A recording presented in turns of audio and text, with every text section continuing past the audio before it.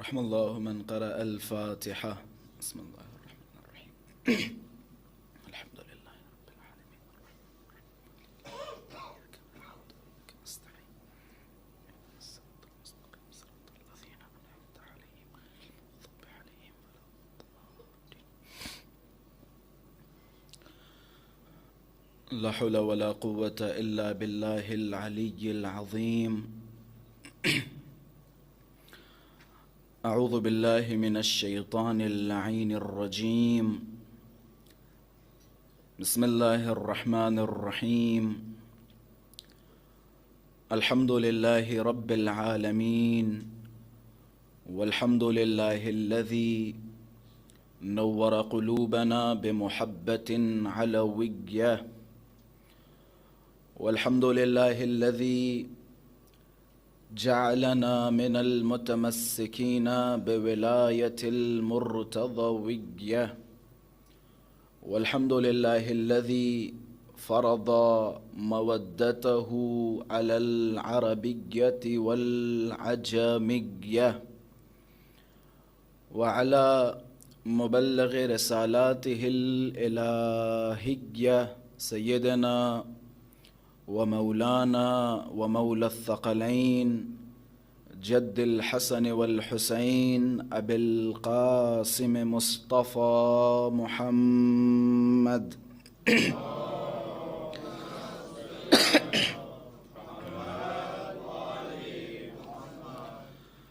اللهم صل وسلم وزد وبارك على صاحب الدعوة النبوية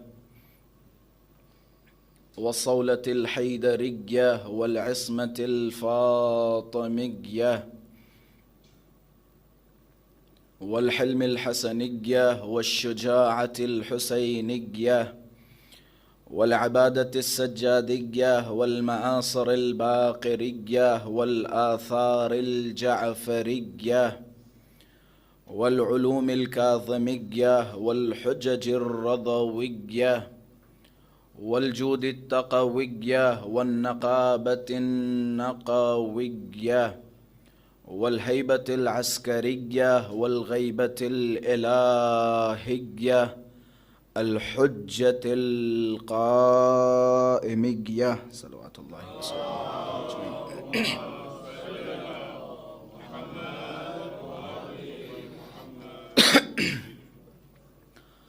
اللهم عرفني نفسك، فإنك إن لم تعرفني نفسك لم أعرف رسولك.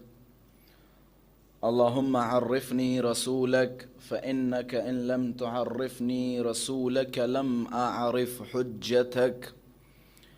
اللهم عرفني حجتك، فإنك إن لم تعرفني حجتك ضللت عن ديني. اللهم كن لوليك الحجة ابن الحسن صلواتك عليه وعلى آبائه في هذه الساعة وفي كل الساعة وليا وحافظا وقائدا وناصرا ودليلا وعينا حتى تسكنه أرضك طوعا وتمتعه فيها طويلا. اللهم صل على محمد وآل محمد وعجل فرجهم. اللهم عجل لوليك الفرج والعافية والنصر واجعلنا من أعوانه وأنصاره. أما بعد، فقد قال الله تبارك وتعالى في محكم كتابه ومتقن خطابه. بسم الله الرحمن الرحيم. إنا عرضنا الأمانة على السماوات والأرض والجبال فأبين أن يحملنها وأشفقن منها وحملها الإنسان إنه كان ظلوما جهولا. صدق الله العلي العظيم.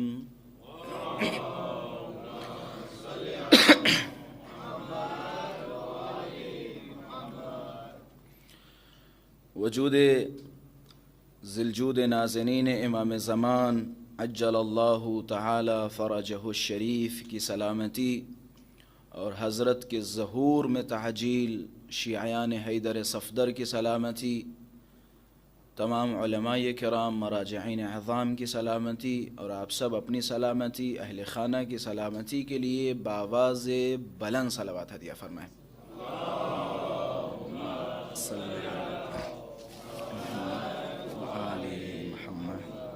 عجل فرجہم۔ عزیزان محترم، ہمارے سلسلے کی چوتھی یا پانچویں مجلس ہے جس میں امانت الہی کی عظمت اور امانت الہی کی حفاظت پہ گفتگو ہوئی۔ اللہ تبارک و تعالی نے اہل بیت اطہار کو ہم سب کی خدمت میں بعنوان امانت پیش کیا اور ہم سب سے یہ مطالبہ کیا کہ تم اس امانت کی حفاظت کرو، اس امانت کا خیال رکھو۔ ہماری نظروں کے سامنے ہزاروں مرتبہ اس امانت میں خیانت ہوئی۔ بہت سے ایسے مقامات تھے جہاں اہل بیت اطہار کے چاہنے والوں نے جرأت کا مظاہرہ کیا، شجاعت کا مظاہرہ کیا۔ جب کسی نے اس امانت میں خیانت کرنے کی کوشش کی، آل محمد کے چاہنے والے کھڑے ہوئے اور اس خیانت کار کے سامنے مقابلہ کیا۔ بہت سارے مقامات ایسے ہیں کہ جہاں آل محمد کی ازواج کے ساتھ خیانت ہوتی رہی، لیکن تمام تر طاقت و قوت کے باوجود ہم خاموش رہے۔ مظالم کے مقابلے میں خاموش رہنا ایک طرح کا ظلم ہے۔ ہمارے اس دنیا کی ایک اصطلاح ہے کہ اگر کسی عام مظلوم پر ظلم ہو اور لوگ چپ چاپ کھڑے دیکھتے رہیں، پوری دنیا مذمت کرتی ہے۔ ابھی روڈ پہ دو لوگوں میں لڑائی ہو رہی ہے، ایک آدمی دوسرے آدمی کو مار رہا ہے اور تیسرا کھڑا نہ یہ کہ اس کے درمیان جا کے اس کی لڑائی کو چھڑائے یا اسے بچائے، بلکہ موبائل آن کر کے ویڈیو بنا رہا ہے۔ ایسی صورتحال میں جو بھی ذرا سی عاطفت رکھتے ہیں، ذرہ برابر زمین رکھتے ہیں، وہ ایسے موقع پر اس بات پر اشکال کرتے ہیں کہ جناب والا، جہاں اسے مارا جا رہا تھا تمہارا فرض تھا کہ تم اس کی حفاظت کرو، نہ یہ کہ تم کھڑے ہو کے ویڈیو بناؤ۔ خلاصہ دنیا ایسی چیزوں کی مذمت کرتی ہے۔ اگر کسی پہ ظلم ہو اور تیسرا طاقت و قوت و استعداد کے باوجود خاموش رہے، دنیا اس کی بھرپور مذمت کرتی ہے۔ آپ ذرا تصور کریں، جب کسی عام مظلوم پر ظلم ہو اور کچھ لوگ طاقت و استعداد کے باوجود اس کا ساتھ نہ دیں تو دنیا مذمت کرتی ہے۔ اب ذرا سوچیں، اگر کائنات کا سب سے افضل ترین انسان مورد ظلم قرار پا رہا ہو اور امت کھڑے ہو کے تماشا دیکھ رہی ہو، تصور کریں اس کی مذمت کس قدر ہونی چاہیے، وہ کس قدر پست ہونا چاہیے جو آل محمد کو اپنی آنکھوں کے سامنے مورد ظلم قرار پاتا دیکھ رہا ہے کہ اس امانت الہی میں خیانت ہو رہی ہے، لیکن اپنے ذاتی مفاد کے چکر میں خاموش بیٹھ جائے۔ اللہ تبارک و تعالی نے بعض قوموں پر عذاب نازل کیا۔ جب عذاب نازل کیا تو بہت سارے ان میں سے مومن تھے، بہت سارے ان میں سے متقی تھے، پرہیزگار تھے۔ اللہ نے عذاب نازل کرتے وقت ان متقی اور چند پرہیزگاروں کا چہرہ نہیں دیکھا، سب پہ عذاب نازل ہو گیا، سارے کے سارے لپیٹے میں آ گئے۔ کیوں؟ ایک قصہ سنتے چلیے. جناب ارمیہ اللہ کے محبوب نبی، اللہ تبارک و تعالی نے جناب ارمیہ سے فرمایا، ارمیہ ان قریب ہم تمہاری قوم پر ظالم بادشاہ کو مسلط کر دیں گے، ظالم بادشاہ کو مسلط کر دیں گے. اے میرے پروردگارہ ایسا کیوں کہ تمہاری قوم وہ ہے کہ جس نے نبیوں کو سر عام قتل کیا، نبیوں کو مارا، کسی نبی کو پھانسی دے دی، کسی نبی کو کاٹ دیا، کسی نبی کو زہر دیا، کسی نبی کے پیٹ میں چاقو بھوک دیا. الگ الگ طریقوں سے تمہاری اس قوم نے نبیوں کو مارا ہے. لہٰذا اس قوم پر ہم عذاب نازل کریں گے. کیسا عذاب؟ کہ تمہارے سب سے بڑے دشمن کو تمہاری اس قوم پہ مسلط کر دیں گے. قوم جناب ارمیہ کا سب سے بڑا دشمن، سب سے ظالم و جابر دشمن تھا کہ جس کا نام تھا بخت النصر یا بخت النصر، بخت النصر یا بخت النصر، کہ ہم اس بادشاہ کو تم پہ مسلط کر دیں گے. جناب ارمیہ کھڑے ہوئے بارگاہ خداوند متعال میں کہ اے میرے پروردگارہ، ٹھیک ہے جنہوں نے مارا ان کی ایک تعداد ہے، لیکن ان میں سے بہت سارے ایسے ہیں کہ جو قتل نبی میں شریک نہیں ہیں. غور فرما رہے ہیں؟ ان میں سے بہت سارے ایسے ہیں کہ جو نبی کے قتل میں شریک نہیں ہیں، جنہوں نے نبی کو مارا نہیں ہے. گویا جناب ارمیہ اللہ کی خدمت میں عرض کرنا چاہ رہے ہیں، اے میرے پروردگارہ برے لوگوں پر عذاب آ رہا ہے ٹھیک ہے، لیکن اس قوم کے اچھے لوگوں پہ عذاب کیوں آ رہا ہے؟ نمازی ہیں، روزے دار ہیں، سچ بولنے والے ہیں، اچھا اخلاق رکھنے والے ہیں، مثال کے طور پہ قرآن پڑھنے والے ہیں، حج کرنے والے ہیں، زکوٰۃ ادا کرنے والے ہیں، پڑوسیوں کا خیال رکھنے والے ہیں، پھر اللہ سب پہ عذاب کیوں نازل فرما رہا ہے؟ اللہ تبارک و تعالی کی آواز غیبی آئی، اے ارمیہ فار ایگزامپل 60% لوگوں پہ عذاب اس لیے نازل ہو رہا ہے کیونکہ وہ انبیاء کے قتل میں شریک تھے. 40% لوگوں پر عذاب اس لیے نازل ہوگا کیونکہ یہ وہ لوگ تھے کہ جب وہ 60% ظلم و جور ڈھا رہے تھے تو یہ کھڑے کھڑے تماشا دیکھ رہے تھے، یہ کھڑے تماشا دیکھ رہے تھے.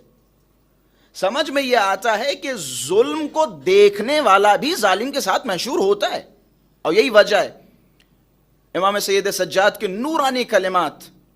حضرت کے جب یہ کلمات سنتا ہوں تو روح کانپ جاتی ہے. حضرت نے فرمایا اللہم انی اعتذر الیک بمظلوم ظلم بحضرتی فلم انصرہ، کہ میرے پروردگارہ میں تیری بارگاہ میں پناہ چاہتا ہوں، میرے سامنے کسی مظلوم پر ظلم ہو اور میں کھڑا دیکھتا رہوں.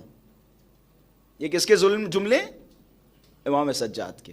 میں کبھی کبھی سوچتا یہ ہوں ان جملوں کو سننے کے بعد روح اس لیے کانپتی ہے، میرا وہ امام جو ظلم کے معاملے میں اتنا حساس ہو اور یہ فرماتا ہو کہ اے میرے پروردگارہ میں پناہ چاہتا ہوں میرے سامنے کسی مظلوم پہ ظلم ہو اور میں کھڑا دیکھتا رہوں.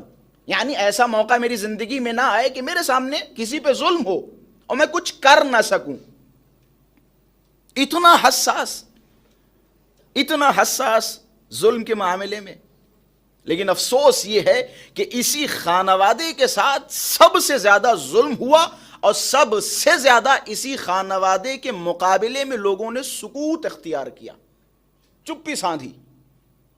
جس طرح سے کل جب علی کو کھلا ممبروں سے گالیاں دی جاتی تھیں تو بہت سارے لوگ چپ چاپ گھروں میں بیٹھے تھے، سنتے تھے کہ یہ علی کو گالی دے رہے ہیں، سنتے تھے اور مانتے تھے کہ یہ غلط ہو رہا ہے، لیکن کسی کے پاس زبان نہیں تھی، جرأت نہیں تھی جو جا کے اس خطیب کا گریبان پکڑے جو علی کے خلاف بکواس کر رہا ہے. کسی میں جرأت نہیں تھی. اس ظلم کے سامنے خاموش تھے، اس ظلم کے سامنے خاموش تھے. یہ آل محمد کی مظلومیت کا بہت اہم پہلو ہے. خلاصہ دو نقطوں کی طرف اشارہ کروں گا. ایک نقطہ تو یہ ہو گیا، ایک نقطہ اسی قصے میں غور طلب ہے. اللہ نے کیا فرمایا؟ یہ ایام کہیں نہ کہیں حضرت صدیقہ سے منسوب ہو رہے ہیں. اللہ نے جناب ارمیا کی قوم پر سب سے ظالم و جابر بادشاہ کو کیوں مسلط کیا؟ کیونکہ وہ قوم نبیوں کو جب مارا جا رہا تھا تو چپ چاپ کھڑے کھڑے تماشا دیکھ رہے تھے. یہ قصہ اپنے ذہن میں بٹھا لیجئے، سجا لیجئے، حفظ کر لیجئے. اب میرے ساتھ آئیے. مدینے میں رسول گرامی کے بعد دروازے پہ حملہ ہوا، دروازہ جلایا گیا، ظلم و ستم ڈھائے گئے، علی کے گلے میں رسی ڈالی گئی، حق چھینا گیا. جناب صدیقہ سلام اللہ علیہ مدینے والوں کے گھروں پہ گئیں، ایک ایک کے گھر پہ گئیں. جانے کے بعد ایک ایک سے پوچھا، کیا تم غدیر میں تھے؟ جی شہزادی ہم غدیر میں تھے. دیکھیں جناب صدیقہ یہ جو بار بار گھروں پہ جا رہی ہیں، باغ فدق کا مطالبہ لے کے نہیں جا رہی ہیں. باغ فدق کی کیا اوقات و کیا حیثیت امامت کے مقابلے میں کیا حیثیت. یہ بعض اوقات ہم بھی قاتی پاتی کر دیتے ہیں. ہم بھی کہیں نہ کہیں اپنے مزاج میں، کہیں نہ کہیں اپنی خطابت میں، کہیں نہ کہیں اپنی سماعتوں کے ذریعے فرع کو اصل پہ قربان کرنا چاہیے، ہم اصل کو فرع پہ قربان کر دیتے ہیں. تھوڑا سا اگر ساتھ دیں تو میں ایک فضا میں لے جانے کی کوشش کروں. نماز ہمارے سر کا تاج ہے، روزہ ہمارے سر کا تاج ہے. میرے مولا نے فرمایا انی احب الصلاۃ، میں نماز سے محبت کرتا ہوں. میرے مولا نے فرمایا تم میں سے جو بھی نماز کو ہلکا سمجھے اسے ہماری شفاعت نصیب نہیں ہوگی. نماز کا ایک مرتبہ ہے، روزے کا ایک مرتبہ ہے. امام حسین علیہ السلام جب مدینہ منورہ سے نکلے، امام حسین نے اپنے قیام کا، اپنے خروج کا خود مقصد بیان فرمایا. آپ اپنے آپ کو زحمتوں میں نہ ڈالیے.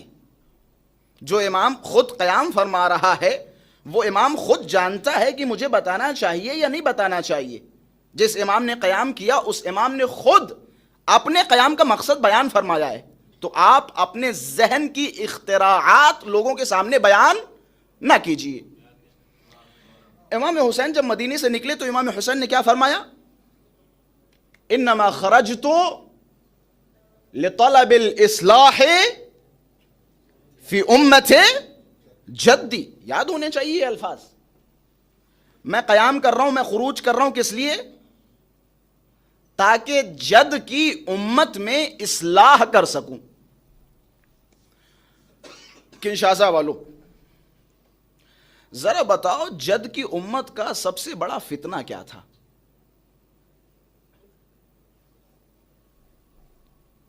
کیا خرابی تھی جد کی امت میں جو امام حسین اصلاح کے لیے خروج فرما رہے ہیں؟ جد کی امت کی خرابی کیا تھی؟ تھوڑا سا ساتھ دیں میرا، بسم اللہ. خرابی کیا تھی؟ نمازیں نہیں پڑھی جا رہی تھی، یہ خرابی تھی؟ ہاں یا نا میں جواب دیجئے. یہ خرابی تھی؟ نمازیں نہیں پڑھی جانا یہ خرابی تھی؟ روزے نہ رکھا جانا یہ خرابی تھی؟ قرآن نہ پڑھا جانا یہ خرابی تھی؟ یہ سقیفہ سب سے بڑی خرابی تھی. سب سے بڑی خرابی کیا تھی کہ جس کی اصلاح کے لیے امام حسین نے قیام فرمایا؟ سب سے بڑی خرابی کیا تھی؟ سب سے بڑی خرابی تھی سقیفہ، نظام سقیفہ. امام حسین نے اگر قیام فرمایا تو کس کے خلاف؟ نظام سقیفہ کے خلاف. وگرنہ نماز پڑھنے والے بہت تھے. شمر ملعون علیہ اللعنت والعذاب عصر عاشور چیخے مار رہا ہے، کہہ رہا ہے جلدی حسین ابن علی کا سر قلم کرو، نماز عصر کا وقت ہو رہا ہے. آپ کو پتہ ہے کربلا میں امام حسین کے قتل کا فتویٰ کس نے دیا تھا؟ 7 یا 8 امام جمعہ کے سائن تھے امام حسین کے قتل پر. نمازیں کہاں خطرے میں تھی؟ کہاں خطرے میں نماز؟ نماز خطرے میں تھی، روزہ خطرے میں تھا. بہت سارے لوگوں نے منت مانگی تھی کہ حسین کے قتل کے بعد روزہ رکھوں گا. لوگوں نے روزے رکھے، روزے خطرے میں تھے. قرآن خطرے میں تھا. بھائی جب سے پیدا ہوئے ذاکروں کو سنتے چلے آ رہے ہیں، علماء کو سنتے چلے آ رہے ہیں. سنا یا نہیں سنا کہ امام حسین کو جو قتل کرنے آئے تھے ان میں سے حافظین قرآن تھے؟ خطرے میں کیا تھا؟ بہت لاجیکل باتیں کر رہا ہوں. اگر لاجیکل باتیں نہ ہو تو ممبر کے بعد مجھ سے پوچھیے لاجیکل باتیں. امام حسین نے فرمایا میں قیام کر رہا ہوں کس لیے؟ تاکہ اس امت کی اصلاح کر سکوں. بھائی کون سا وہ خرافات یا کون سا وہ فتنہ تھا کہ جس کی اصلاح فرما رہے تھے؟ نماز خطرے میں نہیں. نمازی ایسے ویسے تھے کہ جو 2 کی جگہ 4 پڑھا دیتے تھے. ایسے نمازی تھے جو پوے اور دارو لگا کے آتے تھے، وہ کہتے تھے 2 کافی ہیں یا 2 کے بدلے اور بھی پڑھا دیں. ایسے بھی تھے نمازی. نمازی ایسے تھے. نمازی ایسے تھے کہ جمعہ ہفتے میں 2 مرتبہ پڑھا دیا کرتے تھے. بدھ کو جمعے نہیں ہوئے، تاریخ سامنے ہے یا نہیں ہے؟ بدھ کو جمعہ نہیں ہوا. ایسے نمازی تھے. نمازی تھے، روزے دار تھے، لیکن نمازی جو تھے وہ نماز جانتے تھے، روح نماز نہیں جانتے تھے. روزہ جانتے تھے، روح روزہ نہیں جانتے تھے. قرآن کے الفاظ جانتے تھے لیکن قرآن کے معانی سے خبر نہیں رکھتے تھے. ایسے تھے. اچھا، امام حسین نے کیا فرمایا؟ انما خرجت لطلب الاصلاح فی امت جدی. جد کی امت کی سب سے بڑی خرافات کیا تھی؟ نظام ثقیفہ. نظام ثقیفہ سب سے بڑی خرافات تھی کہ جس کی اصلاح کے لیے امام حسین نے قیام فرمایا. اچھا، یہ ہو گئی ایک بات. ٹھیک ہے، ہم کہتے ہیں کہ امام حسین نے نماز کے لیے قیام فرمایا، امام حسین نے روزے کے لیے قیام فرمایا، امام حسین نے قرآن بچانے کے لیے قیام فرمایا. ٹھیک ہے، بات کوئی غلط نہیں ہے، لیکن جوانوں کو میسج اچھا جانا چاہیے، مکمل جانا چاہیے. میں نے شروع میں بیان کیا نماز ہمارے سر کا تاج ہے. میرے مولا صادق نے فرمایا تم میں سے جو بھی نماز کو ہلکا سمجھے اسے ہماری شفاعت نصیب نہیں ہوگی. نمازوں کی عظمت ہے. لیکن جب آپ نے کہا کہ قبلہ امام حسین نے نماز کے لیے اپنی قربانی دے دی تو یہ امام حسین کی توہین ہے. سخت ہے جملے، سخت ہے. آسان کرنا میری ذمہ داری ہے. مجلسوں کا کام ہے شک و شبہات سے دور کر کے یقین کی منزلوں پہ پہنچانا. یہ مجلسوں کا کام ہے. شک و شبہات لے کے آپ کو جانے نہیں دوں گا، یہ میری ذمہ داری ہے. فرض کریں ہمارے یہاں ایک ہے اصول دین اور ایک ہے فروع دین. میں ایک دنیاوی مثال کے ذریعے سمجھاتا ہوں. سستانی صاحب تشریف فرمائیں. کوئی بندہ گن لے کے سستانی صاحب کے سامنے کھڑا ہے سستانی صاحب کو مارنے کے لیے. گولی سستانی صاحب کی طرف چلے اور میں آ جاؤں اپنا سینہ سستانی صاحب کے سامنے کھڑا کر دوں اور گولی اپنے سینے پہ کھا لوں. ہیڈ لائنز بنے گی، ایسے ہوتے ہیں علی کے نوکر. ایک جوان نے سستانی صاحب کو بچا لیا، ایک جوان نے اپنے سینے پہ گولی لے لی اور سستانی صاحب کو بچا دیا. ہزاروں تعریفیں ہوں گی. لیکن گولی میری طرف آتی ہو، کاش میں سمجھا سکوں، ڈیلیور کر سکوں. گولی میری طرف آتی ہو اور سستانی صاحب آ کے میرے سامنے کھڑے ہو جائیں، اپنے سینے پہ لے لیں، تو آپ کیا کہیں گے؟ اسے عقل مندی کہیں گے؟ میری اوقات کیا ہے، میری حیثیت کیا ہے؟ آپ اگر باقی رہیں، آپ اگر اس مسند پہ بیٹھے رہیں تو ہزاروں زیغم غربی پیدا کر دیں گے، ہزاروں زیغم غربی پیدا کریں گے، پڑھائیں گے، لکھائیں گے، قوم کو سلامت رکھیں گے. سستانی صاحب اگر اپنی جان مجھ پہ قربان کر دیں تو لوگ ہنسیں گے، لوگ مذاق بنائیں گے. کیسی باتیں کر رہے ہیں؟ ایک 2 ٹکے کے آدمی کے لیے اپنی جان قربان کر دی. ہم آپ کے پوری دنیا میں مقلدین ہیں، پوری دنیا میں آپ کے فالوورز ہیں، ان کا کیا ہوگا؟ ایک زیغم جاتا ہے تو جانے دو، 10 زیغم جاتے تو جانے دو، تمہارا باقی رہنا ضروری ہے. کاش اسی مثال سے سمجھ گئے ہوتے.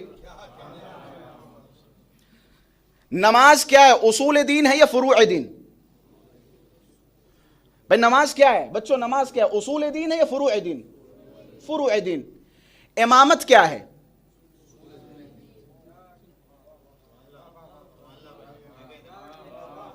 امامت کیا ہے؟ اصول دین. اگر اصول دین کو فروع دین پہ قربان کیا جائے تو اس کا نتیجہ کیا نکلے گا؟ نتیجہ کیا نکلے گا؟ یعنی ایک بیس، ایک اصل فروع پہ قربان ہو گئی. اسی لیے ہم کہتے ہیں کربلا میں اصول دین فروع دین پہ قربان نہیں ہوا، بلکہ اصول دین پہ قربان ہوا. امام حسین اگر قربان ہوئے تو امام حسین قربان ہوئے توحید و نبوت و امامت پہ قربان ہوئے. اور اسی وجہ سے ہم ہمیشہ کہتے ہیں جناب صدیقہ یہ جو گھروں پہ جا رہی ہیں کسی باغ کے لیے نہیں جا رہی ہیں. باغ فدق کی حیثیت و اوقات کیا ہے؟ سیدہ دروازے پہ جا کے صرف ایک سوال کر رہی ہیں، کیا غدیر میں تھے؟ لہٰذا پتا چلتا ہے یہ جو سیدہ دروازے کے پیچھے کھڑی ہو کے کسی کو بچا رہی ہیں تو وہ باغ نہیں بلکہ امامت ہے. امامت ہے.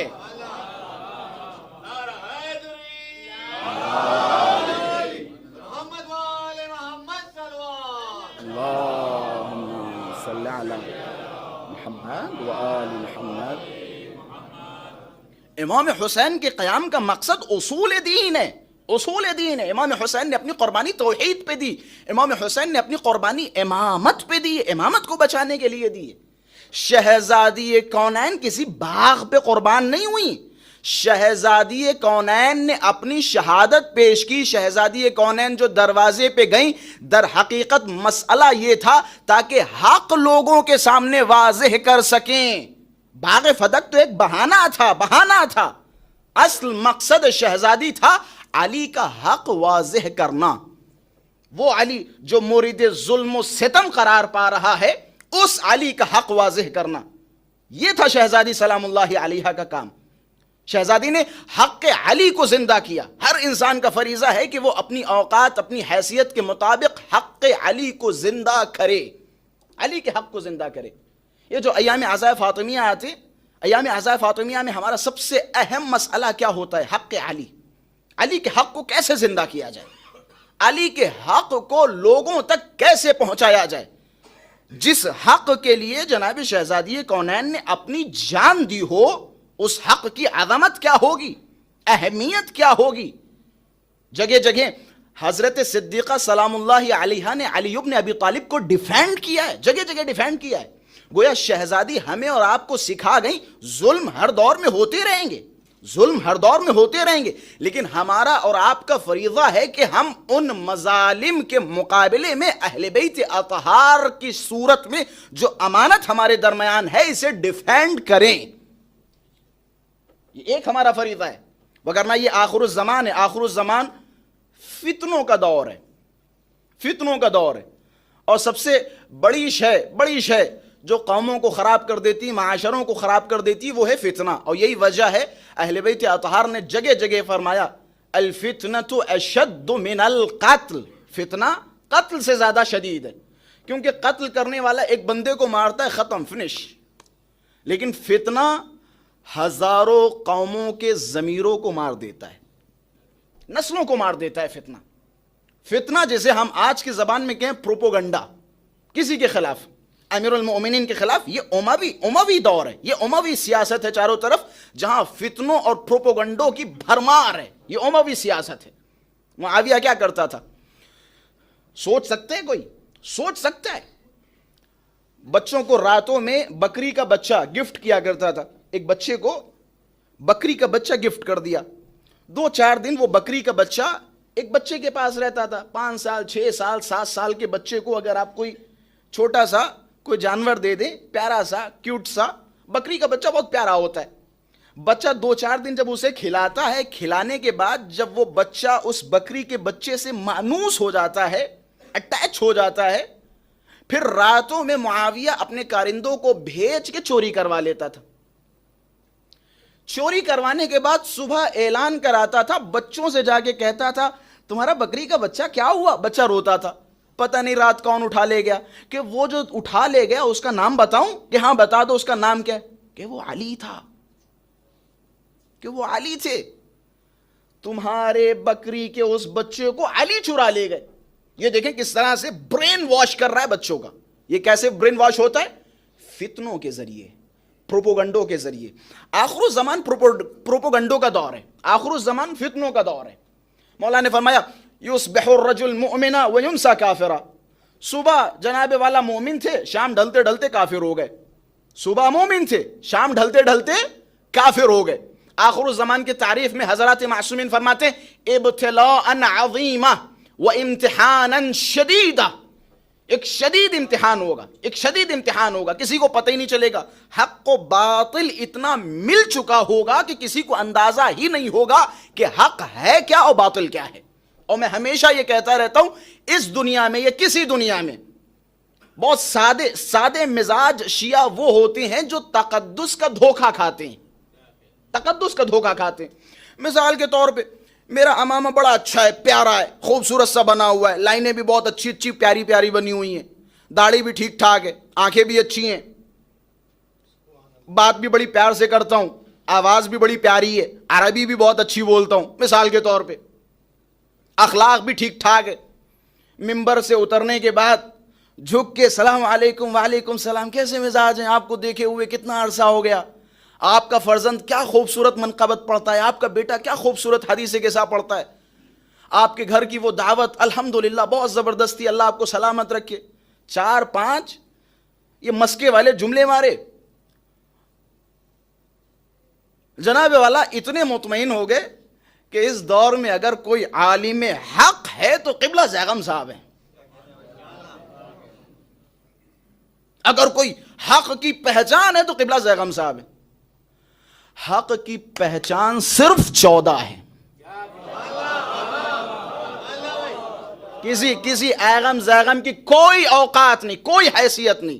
اور میں ہمیشہ کہتا ہوں یہ احترام، علماء کا احترام ذاتی نہیں ہے، عرضی ہے، عرضی، سمجھ رہے؟ عرضی، ذاتی نہیں ہے، ذاتی احترام کسی کا نہیں ہے، عرضی احترام ہے۔ ذاتی احترام صرف 14 کا ہے، عرضی احترام ہے۔ عرضی یعنی کیا؟ عرضی یعنی آج آپ اس زیغم کے سامنے جھک رہے ہیں، ہاتھ ملا رہے ہیں، پیشانی پہ بوسے دے رہے ہیں، ہاتھ چوم رہے ہیں۔ جب میں پیدا ہوا تھا تب بھی میرا احترام وہی تھا جو آج ہے۔ ہاں بھائی، بھاؤ نگر والوں تک بات پہنچ رہی ہے۔ عرضی ذاتی احترام، آج میرا احترام ہے لیکن جب میں پیدا ہوا تھا تب بھی میرا احترام وہی تھا؟ نہیں، چھوٹا تھا، لڑتا تھا، کزن کے ساتھ مستیاں کرتا تھا، کشتیاں ہوتی تھی، کبڈیاں ہوتی تھی، مار پیٹ ہوتی تھی، ڈنڈے استعمال ہوتے تھے، گالم گلوچیں ہوتی تھی بچپن میں، لیکن آج میں محترم ہوں۔ کیوں محترم ہوں؟ کسی علت کی وجہ سے محترم ہے۔ میں عارضی احترام سمجھانے کی کوشش کر رہا ہوں۔ عارضی احترام یعنی فلاں صاحب محترم ہے تو کسی وجہ سے محترم ہے، کسی علت سے محترم ہے۔ وہ وجہ اور علت ہے میرا آل محمد سے تمسک، میرا آل محمد سے تمسک۔ میرا احترام اس دن تک باقی ہے جب تک آل محمد کی دہلیز چاٹوں۔ جس دن آل محمد کے خلاف کھڑا ہو گیا تو مجھ پہ میری لعنت ہوگی۔ بس سمپل سی بات ہے۔ میرا احترام آل محمد کی وجہ سے۔ میری ذات اگر محترم آپ کے لیے ہے تو اس وجہ سے نہیں کہ زیغم غروی ایک ولی خدا ہیں جو پیدا ہوئے ماں کی آغوش میں اسی دن ولی خدا تھے اور اللہ نے ان کے بارے میں کہا ہوا تھا یا معصومین نے فرمایا ہوا تھا، ایسا کچھ نہیں ہے۔ میں پیدا ہوا، بڑا ہوا، پڑھا لکھا، پڑھے لکھنے ہونے کے بعد تھوڑا بہت آل محمد کے دروازے سے منسلک ہوا، تب میرا احترام آپ کی نظروں میں بنا۔ جس دن میں آل محمد کے خلاف اتنا چھوٹا نکتہ چھوڑوں اس دن آپ میرے خلاف ہو جائیں گے۔ کیوں؟ کیونکہ میرا احترام ذاتی نہیں ہے۔ ذاتی احترام صرف کتنوں کا ہے؟ 14 کا ہے، بس ذاتی احترام صرف 14 کا ہے۔ تقدس کے دھوکے میں نہ آئیں، تقدس کے دھوکے میں نہ آئے. ہر دور میں اگر اہل بیت اطہار کے ساتھ خیانتیں ہوئی تو اس کی ایک وجہ کیا تھی؟ تقدس. لوگ تقدس کے دھوکے میں آئے. ایک اور جملے کا اضافہ کر دوں, کل اور پرسوں کی نشست میں یہ جملہ آیا. یہ جو علی کے مقابلے میں بعض لوگوں نے اپنی خلافت سجائی اور لوگوں کو اپنی طرف مائل کیا, اس کی ایک وجہ تھی ان کا تقدس. وہ لوگ معاشرے پہ حکومت ظالم بن کے نہیں کر رہے تھے. کاش میں سمجھا سکوں اپنی باتوں کو. انہوں نے ظالم بن کے معاشرے پہ حکومت نہیں کی, رحم دل بن کے حکومت کی, اپنا اخلاق پیش کر کے حکومت کی. اور آج بھی تاریخ میں دیکھیے, اخلاق کے قصات ان کے پڑھیے. جہاں ہم اہل بیت اطہار کے قصات پڑھتے ہیں, فلاں آیا آل محمد کو گالیاں دے رہا تھا, مولا باہر نکلے اسے کلیجے سے لگا لیا, اوکے بسم اللہ ہمارے گھر پہ کھانا کھائیے, تشریف لائیے.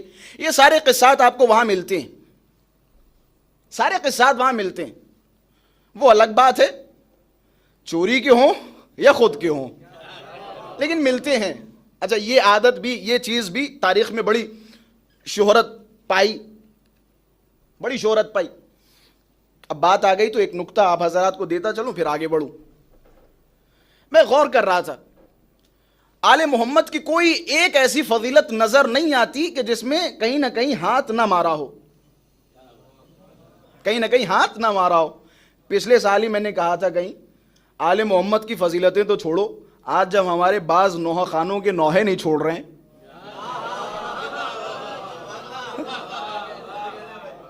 اس سے اندازہ لگا مینٹالٹی کا. کیا مینٹالٹی ہوگی, کیا سوچ ہوگی. رسول اللہ نے دن میں فرمایا انا مدینۃ العلم وعلی بابها, میں شہر علم ہوں, علی اس کا دروازہ. دن میں کہا تھا, رات میں لنٹر پڑ گیا, دیواریں کھڑی ہو گئی, ہے یا نہیں؟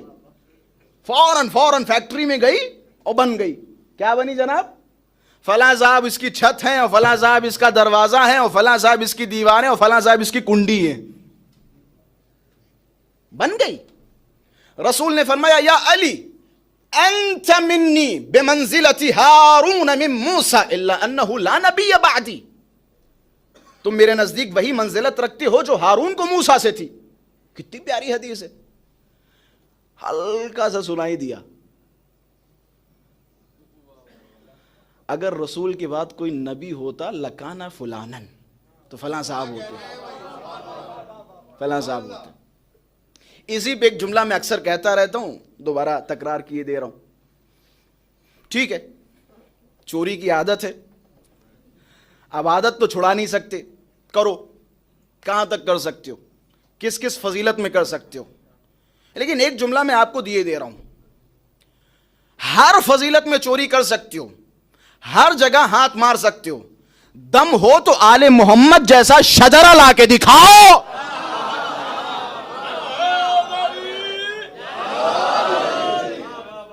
دکھاؤ, کوئی ایسا لا کے دکھاؤ جس کا نانا نبی ہو, کوئی ایسا لا کے دکھاؤ جس کا بابا علی ہو, دکھاؤ, شجرہ لا کے دکھاؤ.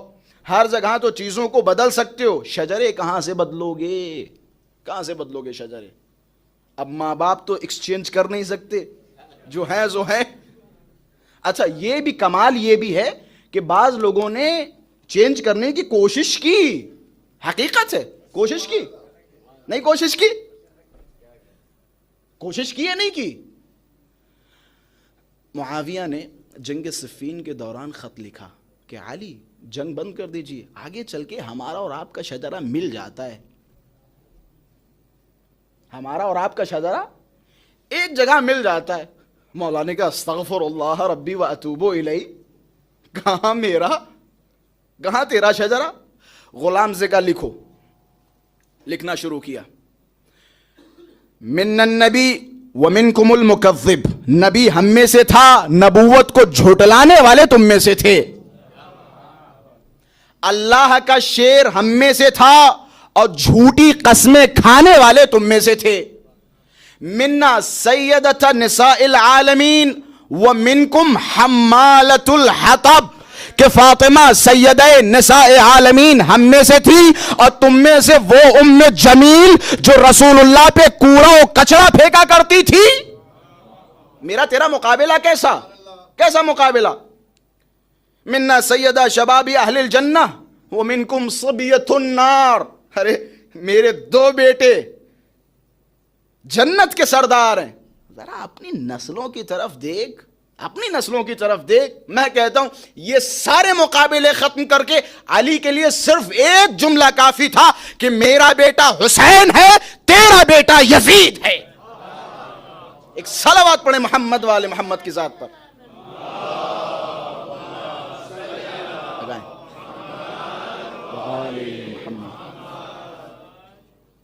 لگائیں نعرہ لگائیں. ایک اور سے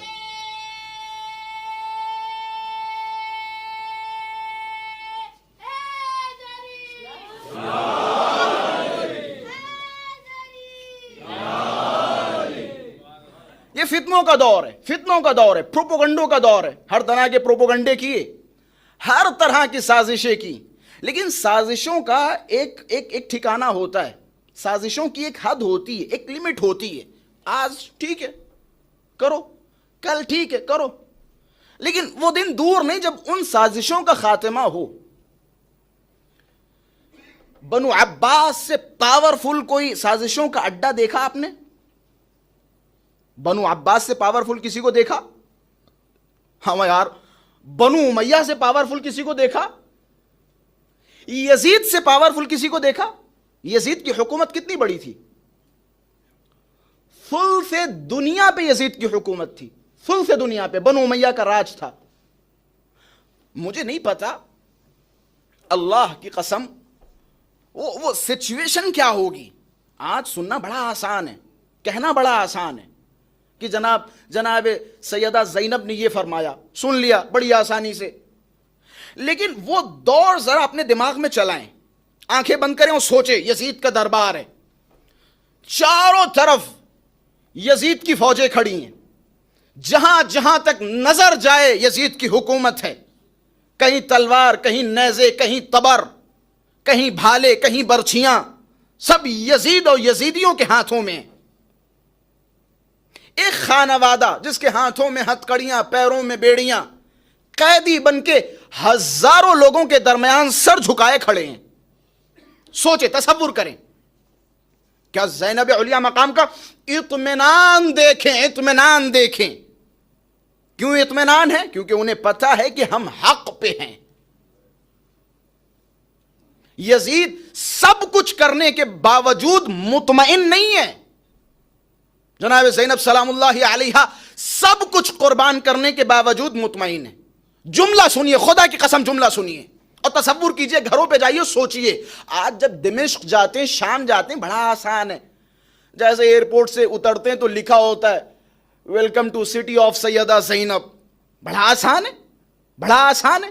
لیکن اسی دمشق کو 1300 کچھ سالوں پہلے تصور کیجئے کیسا ہوگا, کیسا ہوگا. ذرا زینب علیہ مقام کی جرأت دیکھیں, زینب علیہ مقام کا اطمینان دیکھیں. پروپوگنڈوں کا خاتمہ ہوتا ہے, فتنوں کا خاتمہ ہوتا ہے. جناب زینب علیہ مقام نے فرمایا یزید کد کیدک وسع سعیک وناصب جہدک. تو کیا سمجھ رہا ہے حسین کو مار دیا سب کچھ ختم ہو گیا؟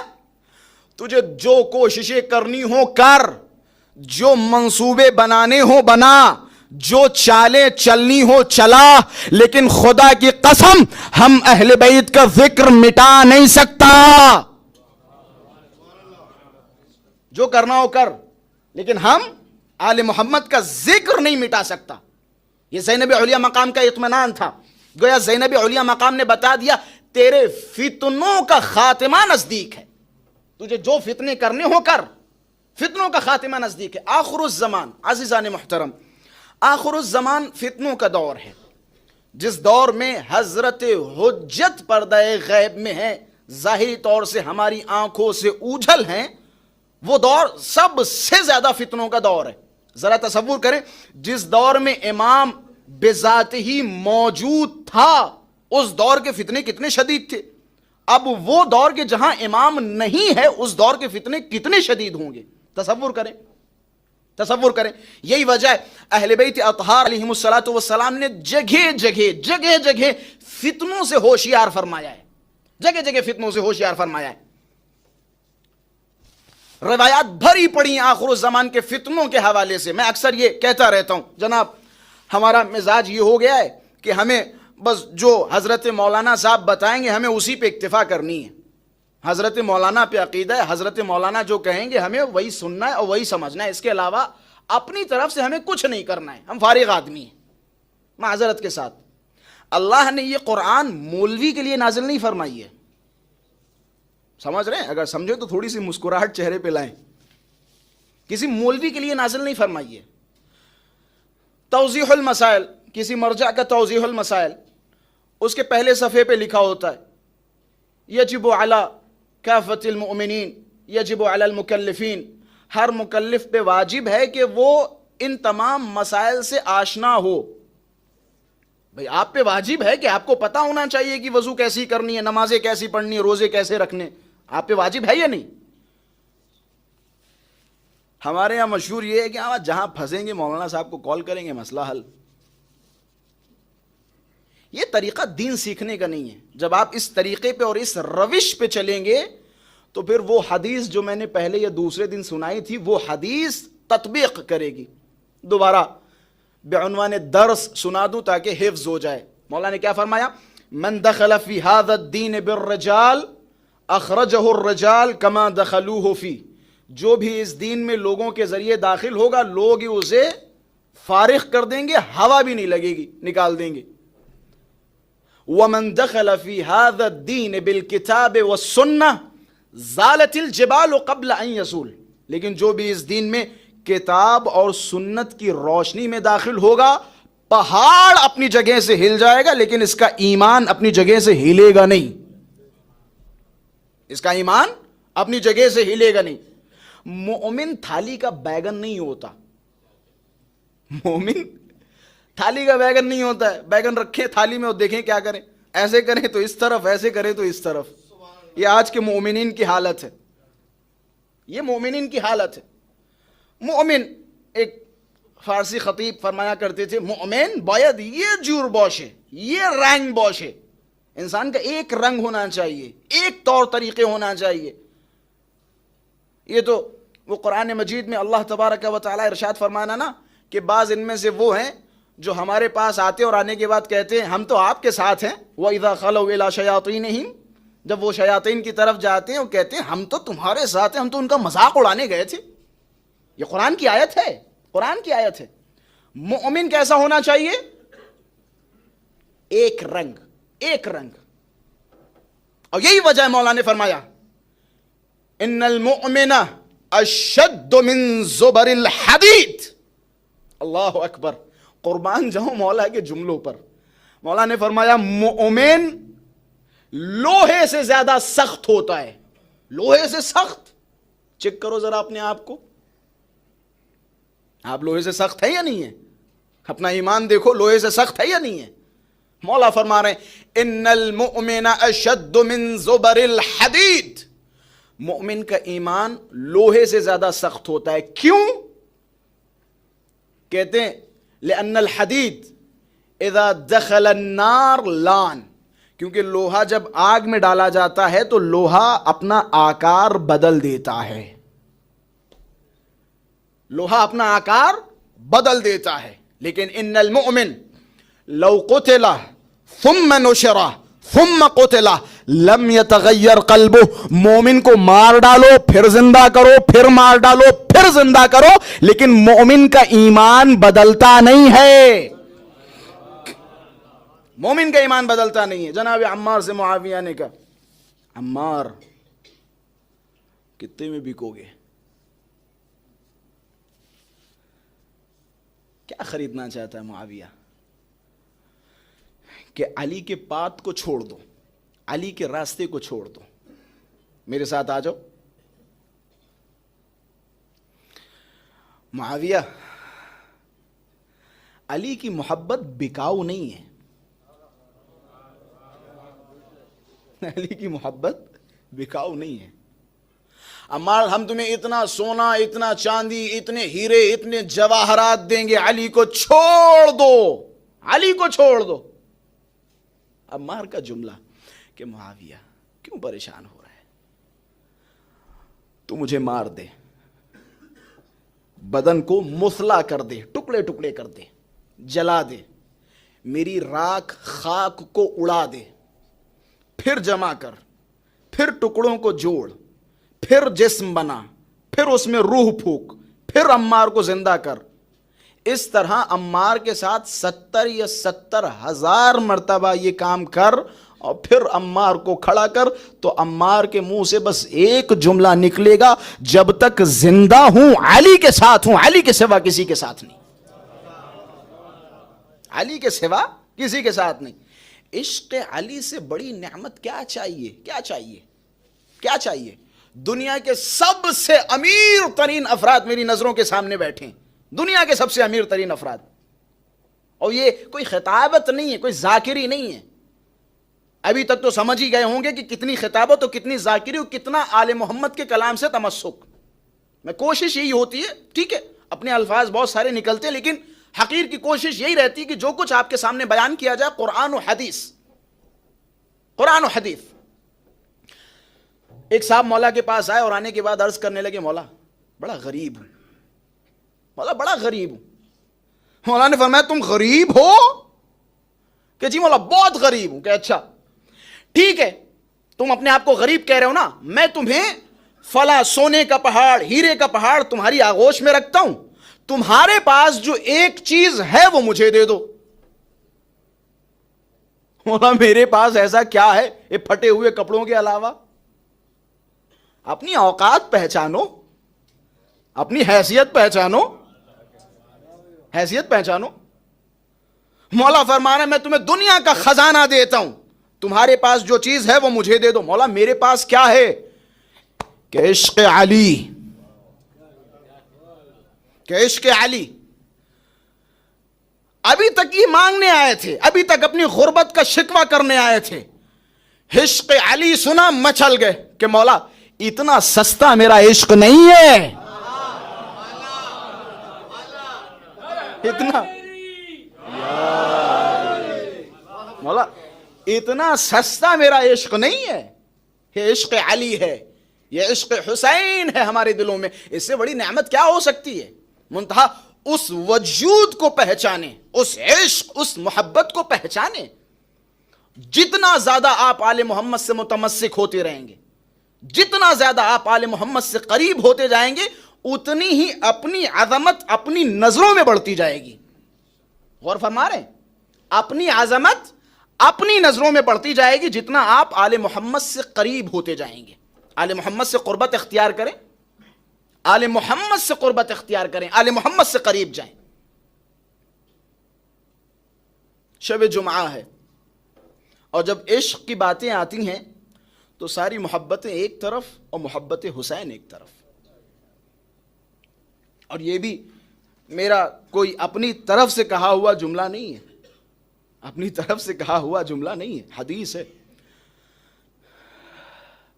رسول گرامی کے جملے، ان للحسین لمحبت مکنون فی قلوب المؤمنین۔ سب کے لیے محبت ہے، یہ جو یہاں بیٹھے ہوئے ہیں، بچے بیٹھے ہوئے ہیں، جوان بیٹھے ہوئے ہیں، بزرگان بیٹھے ہوئے ہیں، ان کے دلوں میں سب کے لیے محبت ہے، سب کے لیے محبت ہے۔ امیر المؤمنین کے لیے، حضرت حجت کے لیے، ہر امام کے لیے محبت ہے، لیکن رسول گرامی کیا فرما رہے ہیں؟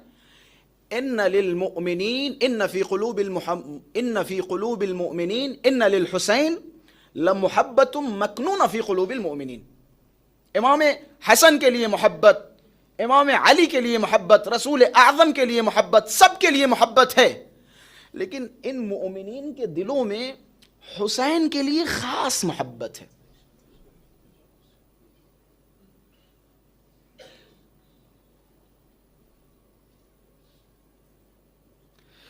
معرفت کی باتیں، ایسی باتیں بعض اوقات سنا کریں تو کلیجوں پہ ہاتھ رکھا کریں، یہ ہمارے نفس کے لیے بہت ضروری، بہت اہم ہے۔ اس پر آشوب دور میں میں اکثر یہ جملے کہتا رہتا ہوں یہ وہ شخصیات ہیں جہاں پوری کائنات آپ کا ساتھ چھوڑے گی نا. یہ جو آپ کے فلاں صاحب فلاں صاحب فلاں صاحب، ابا حضور، نانا حضور، دادا حضور، حضرت فرزند، حضرت بیٹا، حضرت بیٹی، حضرت دختر، یہ سارے کے سارے دھرے کے دھرے رہ جائیں گے. اتنی محبت جو آپ دکھا رہے ہیں، محبت کریں، لیکن اس جوان سے زیادہ حسین کے جوان پہ قربان ہوں. آپ خود بھی جانتے ہیں کہ خود آپ کا جوان وہاں کتنا کام آئے گا اور حسین کا جوان کتنا کام آئے گا. میں نے پہلے دن کی مجلس میں کہا تھا، آپ کا جوان کھڑا ہو کے خدا کی بارگاہ میں کہے گا نفسی نفسی نفسی، my self my self my self, مجھے بچاؤ مجھے بچاؤ مجھے بچاؤ. لیکن حسین کا جوان جنت کے دروازے پہ کھڑا ہو کے کہے گا پروردگارا شیعتی شیعتی شیعتی. حسین کا جوان جنت کے دروازے پہ کھڑا ہو کے کہے گا پروردگارا مجھے شیعوں کی فکر ہے. جتنا جتنا رشتہ حسین ابن علی سے مضبوط کر سکتے ہو کرو کرو، جتنا مضبوط کر سکتے ہو کرو. سب کچھ ساتھ چھوڑ دے گا، باقی رہے گی تو حسین ابن علی کی محبت جو آپ کے دلوں میں. رسول گرامی نے کیا فرمایا؟ ان للحسین لمحبت مکنون فی قلوب المؤمنین. مؤمنین کے دلوں میں حسین ابن علی کے لیے خاص محبت ہے، خاص محبت ہے. یہ خاص محبت کیسی ہے؟ کوئی ایکسپلین کر سکتا ہے خاص محبت؟ کوئی ہے جری، کوئی شجاع یہاں بیٹھا ہے جو خاص محبت ایکسپلین کر سکے؟ یہ کیسی خاص محبت ہے؟ میں اکثر ایک مثال کے ذریعے خاص محبت سمجھاتا ہوں، بڑی غور سے جملوں کو سنیے گا، بس ربط مصائب. خاص محبت کیسی؟ ایک صاحب نے یہ خاص محبت کا ڈیفینیشن مجھ سے پوچھا، قبلہ کیا ہے یہ خاص محبت؟ میں نے کہا آپ کو سمجھانے کے لیے، مٹھائی کا مزہ کیسا ہوتا ہے؟ کوئی بتائے گا مٹھائی کا مزہ کیسا ہوتا ہے؟ کیسا ہوتا ہے مٹھائی کا مزہ؟ میٹھا ہوتا ہے. میٹھا کیسا ہوتا ہے؟ اچھا ہوتا ہے. میٹھا کیسا ہوتا ہے؟ کالا رنگ کیسا ہوتا ہے؟ کوئی بتا سکتا ہے کالا رنگ کیسا ہوتا ہے؟ ایکسپلین کیجئے. کالا رنگ ایک راستہ ہے بتانے کا، کوئی راستہ نہیں. اپنے آپ کو زحمتوں میں نہ ڈالیے. نہ مٹھائی کا مزہ کوئی بتا سکتا ہے، نہ کالا رنگ کوئی سمجھا سکتا ہے. طریقہ صرف ایک ہے، بڑا آسان طریقہ ہے. دیکھو بچوں، یہ ہوتا ہے کالا رنگ. اس کے علاوہ کوئی راستہ ہے کالے رنگ کو سمجھانے کا؟ ہے کوئی راستہ؟ صرف ایک راستہ ہے کہ جناب یہ کالا رنگ ہے.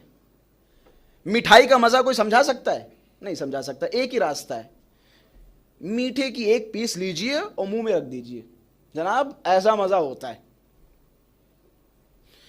ٹھیک ایسے ہی محبت حسین ہے، نہ کوئی بتا سکتا ہے نہ کوئی سمجھا سکتا ہے. بس اتنا کہوں گا، جاؤ عشق حسین میں گم ہو جاؤ، خود مزہ پتا چل جائے گا. جاؤ محو ہو جاؤ عشق حسین میں، گم ہو جاؤ عشق حسین میں، خود حسین کی محبت کا مزہ پتا چل جائے گا، خود یہ خاص محبت پتا چل جائے گی. اور جو حسین کی محبت میں گم ہوئے ان کے مقام عجیب و غریب ہے،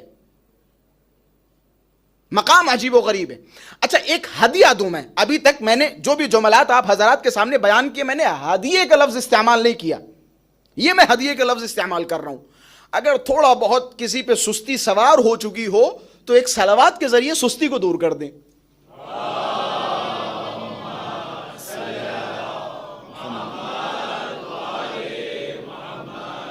آخری مراحل میں ہوں. اب بات آ گئی ہے حسین کے عشق کا مزہ. اگر ہدیہ اور تحفہ آپ کے لیے نہ ہو تو کہیے گا. جناب زہیر بن قین امام حسین کے لشکر میں آ نہیں رہے تھے. جناب زہیر سے جب کہا جا رہا تھا کہ جناب والا بسم اللہ حسین ابن علی آپ کو بلا رہے ہیں، میں تفصیل کے ساتھ نہیں بس خلاصہ کر کے آپ کے حضرات کے سامنے بیان کر رہا ہوں. جناب زہیر سے کہا جا رہا ہے جناب حسین کا خیمہ لگا ہوا ہے، حسین آپ کو بلا رہے ہیں. زہیر کہہ رہے نہیں، مجھے مسلمانوں کی جنگ میں شرکت نہیں کرنی ہے، مجھے نہیں جانا ہے. امام حسین نے اپنے فرزند علی اکبر کو بھیجا کہ اکبر جاؤ زہیر سے کہو تمہیں حسین ابن علی بلا رہے ہیں. جناب علی اکبر آئے, زہیر نے جانے سے انکار کر دیا. بنا ور روایت جناب زہیر کی زوجہ آگے بڑھی کہ زہیر ٹھیک ہے تم مدد نہیں کرنا چاہ رہے, لیکن حد اقل حسین سے ملنے تو جاؤ, ملنے تو جاؤ. زہیر سوچتے رہے کہ ٹھیک ہے حسین سے ملنے جا رہا ہوں, لیکن میں لڑنے نہیں جاؤں گا, میں لڑنے نہیں جاؤں گا, میں پوری قوت کے ساتھ پڑھنے کی کوشش کر رہا ہوں, بس یہیں سے مسائل, میں لڑنے نہیں جاؤں گا, لیکن ہاں تم کہہ رہی ہو تو حسین سے ملنے چلا جاؤں گا. زہیر حسین ابن علی کے پاس پہنچے, خاص محبت کرنے کے بعد جس کا اندازہ ہوتا ہے. زہیر حسین ابن علی کے پاس پہنچے, کچھ منٹ حسین ابن علی کے پاس رکے اور پلٹے. اپنی زوجہ دیلم کے پاس ہے کہ دیلم چلو میں تمہیں طلاق دے رہا ہوں. طلاق؟ ابھی تک تو تم جانے کے لیے تیار نہیں تھے, طلاق؟ دیلم یہ گھوڑے تمہارے, یہ اونٹ تمہارے, یہ ہیرا و جواہرات, یہ سونا و چاندی تمہارا, خوشی خوشی زندگی بسر کرو. دیلم مجھے طلاق دے دو, میں تمہیں طلاق دے رہا ہوں, جاؤ. دیلم پریشان ہے, ہوا کیا؟ یہیں رک جائیے, ایک سوال اپنے ذہن میں رکھیے گا, صغرا کبرا نتیجہ آپ کے حوالے. کربلا آئیے, روز عاشورہ امام حسین نماز کے لیے کھڑے, کچھ اصحاب امام حسین کی طرف بڑھ بڑھ کے اپنے کلیجوں پہ تیر لے رہے ہیں. آپ تجربہ کیجئے, سپوز آپ کی باڈی میں کہیں پہ ایک راؤنڈ فائر لگے, گولی لگے, آپ اس درد میں مصروف ہو جائیں گے. مثال کے طور پہ اگر شولڈر پہ گولی لگ جائے تو ایک ہاتھ آپ کا شولڈر پہ آ جائے گا اور ایک طرف جھکا کے آپ بیٹھ جائیں گے, اسی درد میں مصروف ہو جائیں گے. اتنے میں اگر دوسری گولی آئی تو آپ کتنے بڑے بھی بہادر ہوں بچنے کی کوشش کریں گے, نیچے ہوں گے, اوپر ہوں گے, ادھر ہوں گے, ادھر ہوں گے, کتنے ہی بڑے بہادر کیوں نہ ہوں. میں نے روایت اپنی آنکھوں سے پڑھی, اصحاب حسینی روز عاشورہ حسین ابن علی جب نماز کے لیے کھڑے تھے تو باقاعدہ یہ لوگ اگر گولی اس طرف, بطور مثال اگر تیر اس طرف آ رہا ہے تو یہ اپنے پورے وجود کو گھسیٹتے ہوئے لے جاتے تھے اور اپنے کلیجے پہ تیر لیتے تھے. کیوں؟ سوال کیوں؟ پہلا سوال, وہ زہیر جب حسین سے نہیں ملے تو حالت کچھ اور, مل گئے تو حالت کچھ اور. دوسرا سوال یہ کہ اصحاب حسینی روز عاشورہ تیر کھا رہے ہیں, تلوار کھا رہے ہیں, نیزے کھا رہے ہیں, بھالے کھا رہے ہیں, لیکن درد کا احساس نہیں ہو رہا. سوال جواب کیا ہے؟ صرف ایک لفظ میں جواب. قصہ یہ یوسف سنا, یوسف کا قصہ سنا, تھوڑا سا اپنے آپ کو بیدار کریں, مصائب کی طرف لے کے جاؤں گا ذمہ داری کے ساتھ. قصہ یہ یوسف سنا, داد بھی دیجئے گا اور آنکھوں میں آنسو بھی لائیے گا اگر آپ کا دل مضطرب ہو جائے. یوسف کا قصہ سنا, زلیخا پہ الزام لگا, زلیخا نے دربار سجایا, یوسف کو آراستہ کیا, خواتین کے ہاتھوں میں پھل دیا, ایک ایک چاقو دیا کہ یوسف کا گزر ہو تو پھلوں کو کاٹ دینا. یوسف کا گزر ہوا, خواتین نے پھلوں کو کاٹا, یوسف گزر گئے. زلیخا خواتین کی طرف مخاطب ہوئیں, مسکراتے ہوئے کہنے لگیں پھل کاٹ لیے؟ کہ جی محترمہ پھل کاٹ لیے. کہ ذرا اپنے ہاتھوں کی طرف دیکھیے. اللہ اکبر, پوری طاقت کے ساتھ ہدیتاً نتیجہ آپ کے حوالے کر رہا ہوں کہ پھل کاٹ لیے, کہ ہاں پھل کاٹ لیے. ذرا اپنے ہاتھوں کی طرف دیکھیے. اب جب ہاتھ دیکھ رہے ہیں تو قرآن کی آیت کیا ہے؟ وَقَطَّعْنَا أَيْدِيَهُنَّ, پھلوں کے ساتھ ساتھ اپنے اپنے ہاتھوں کو کاٹ لیا تھا. نتیجہ آپ کے حوالے, سننا آپ کا کام. مفسرین قرآن یہاں پہ رکنے کے بعد فرماتے ہیں کہ یہ خواتین جمال یوسف میں اتنی محو ہو گئی تھی کہ اب انہیں اندازہ ہی نہیں ہو رہا تھا پھل کٹ رہا ہے یا ہاتھ. بس جملہ یہاں سے میں سمجھ گیا کہ یہ جو حسین کے پاس آ نہیں رہے تھے, آنے کے بعد جمال یوسف فاطمہ میں اس طرح سے محو ہو گئے کہ اب انہیں اپنے وجود کی کوئی خبر نہیں ہے. انہیں اپنے وجود کی کوئی خبر نہیں ہے. حسین ابن علی کے جمال میں محو ہو گئے. ہم دعائے عہد پڑھتے ہیں, کیا دعا کرتے ہیں؟ اے میرے مولا امام زمانہ ایک نظر دکھا دیجئے, کیونکہ ہمیں پتا ہے امام زمانہ کی ایک نظر میں وہ طاقت ہے کہ ہماری زندگی بدل جائے گی. ایک نظر امام زمانہ کی. دعا کریں اے میرے مولا صرف ایک مرتبہ آپ کے دہنے مبارک سے کانوں تک بسم اللہ الرحمن الرحیم کی آواز آ جائے مولا, بس ایک مرتبہ ہماری زندگیاں بدل جائیں گی. ہم جمال یوسف الزہرا میں محو ہو جائیں گے. امام کا وجود لوگوں کو محو کر دیتا ہے. اصحاب حسینی روز عاشورہ امام حسین کے وجود میں محو ہو گئے تھے. یہی زہیر جب حسین سے نہیں ملے تو حالت کچھ اور, مل گئے تو حالت کچھ اور. اب جب بات آ گئی ہے تو بات کو آگے بڑھاؤں. جناب زہیر جب حسین ابن علی سے مل کے آئے, اپنی زوجہ کے پاس بیٹھے کہ دیلم میں تجھے طلاق دیتا ہوں. ہاتھوں کو جوڑا, ایسا کیوں کر رہے ہو؟ کہ تمہیں نہیں پتا عرب کا اصول ہے کہ جب مردوں کو مار دیا جاتا ہے تو ان کی خواتین کو اسیر بنا لیا جاتا ہے. بڑی آسانی سے جناب دیلم نے ایک جملہ فرمایا کہ زہیر اس میں مسئلہ کیا ہے؟ حسین کی بہن زینب تو ہے نا,